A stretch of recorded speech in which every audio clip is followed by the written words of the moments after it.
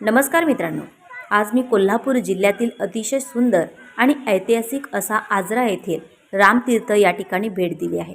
सध्या आपण रामतीर्थच्या प्रवेशद्वाराजवळ उभे आहोत। हिरवागार निसर्ग, शांत वातावरण आणि धार्मिक महत्त्व असलेले हे ठिकाण पर्यटकांना नेहमीच आकर्षित करते। चला तर मग आजच्या या सुंदर प्रवासाची सुरुवात करूया आणि रामतीर्थमधील खास ठिकाणे येथील मंदिर परिसर आणि इथले मनमोहक दृश्य जवळून पाहूया। आता आपण रामतीर्थच्या प्रवेशद्वाराजवळ आत आलो आहोत। समोर दिसणारी हिरण्यकेशी नदी आणि तिच्या आजूबाजूचा हिरवागार परिसर मनाला अगदी प्रसन्न करून टाकतो। चारही बाजूनी उंच झाडे, स्वच्छ हवा आणि शांत वातावरण यामुळे या ठिकाणाचे सौंदर्य आणखीन खुलून दिसते। आज रविवार असल्यामुळे येथे पर्यटकांची मोठी गर्दी पाहायला मिळत आहे। कुटुंबासोबत, मित्रमंडळींसोबत अनेक जण या सुंदर ठिकाणाला भेट देण्यासाठी आले आहेत। कोणी आठवणींसाठी फोटो काढत आहे, तर कोणी निसर्गाच्या सानिध्यात निवांत वेळ घालवत आहे। हिरण्यकेशी नदीचे वाहते पाणी, पक्ष्यांचा आवाज आणि सभोवतालचा निसर्ग पाहून मनाला एक वेगळीच शांतता मिळते। शहराच्या धावपळीपासून दूर निसर्गाच्या कुशीत वसलेले रामतीर्थ हे खरोखरच पाहण्यासारखे ठिकाण आहे। तुम्हीही कधी आजरा परिसरात आलात तर या सुंदर ठिकाणाला नक्की भेट द्या। निसर्ग, इतिहास आणि अध्यात्म याचा सुंदर संगम असलेले रामतीर्थ प्रत्येकाला एक वेगळी आठवण करून देते। आता आपण रामतीर्थमधील श्रीराम मंदिरात प्रवेश करत आहोत। मंदिरात प्रवेश करताच भक्तिमय आणि शांत वातावरण अनुभवायला मिळते। येथे भगवान श्रीराम, माता सीता, लक्ष्मण आणि हनुमानाच्या सुंदर मूर्तीचे दर्शन घेता येते।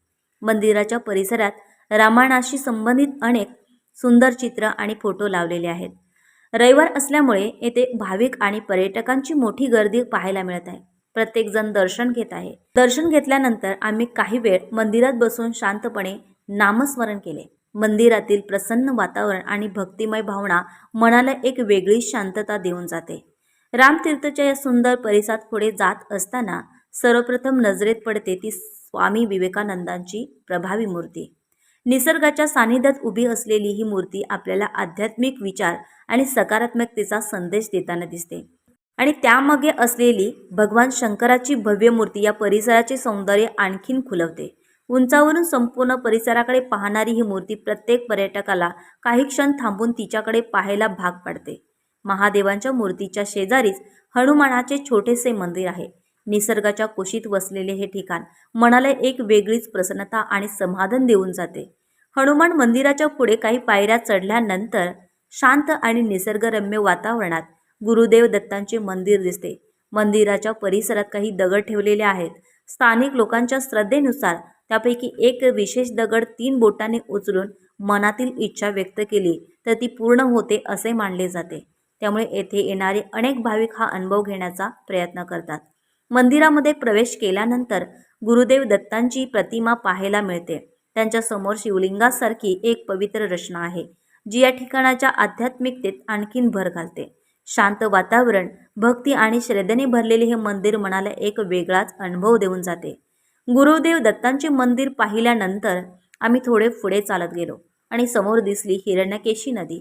आजूबाजूला पसरलेले नैसर्गिक दगड, हिरवागार निसर्ग आणि वाहणाऱ्या पाण्याचा मंद आवाज यामुळे हे ठिकाण आणखीन सुंदर वाटत होते। रविवार असल्यामुळे येथे अनेक पर्यटक आले होते। काही जण निवांत बसून निसर्गाचा आनंद घेत होते। पावसाळ्यात या नदीचे पाणी वाढत असल्यामुळे काही ठिकाणी सुरक्षिततेच्या दृष्टीने पुढे जाण्याची परवानगी दिली जात नाही। आज मात्र वातावरण अगदी प्रसन्न होते, त्यामुळे आम्हीही या नैसर्गिक दगडावर बसून काही सुंदर क्षण अनुभवले। माझी सानू आणि मनू त्यांच्या आजोबांसोबत पाण्यात काठावर खेळण्यात रमून गेली होती।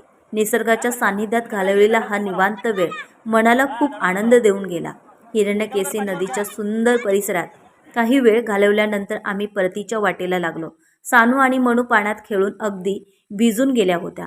इतका वेळ निसर्गाच्या सानिध्यात घालवल्यानंतर गरमागरम भाजलेल्या मक्याच्या कणसांची चव काही वेगळीच वाटत होती। याच वेळी कणीस भाजणाऱ्या काकांना माझ्या मिस्टरांनी मक्याचे कणीस भाजण्यासाठी मदत केली। एकमेकांशी गप्पा मारत आणि निसर्गाचा आनंद घेत आम्ही काही सुंदर क्षण तिथे घालवले। त्यानंतर आम्ही गाडीच्या दिशेने निघालो। पुढे थोड्याच अंतरावर भगवान शंकराचे मंदिर आहे।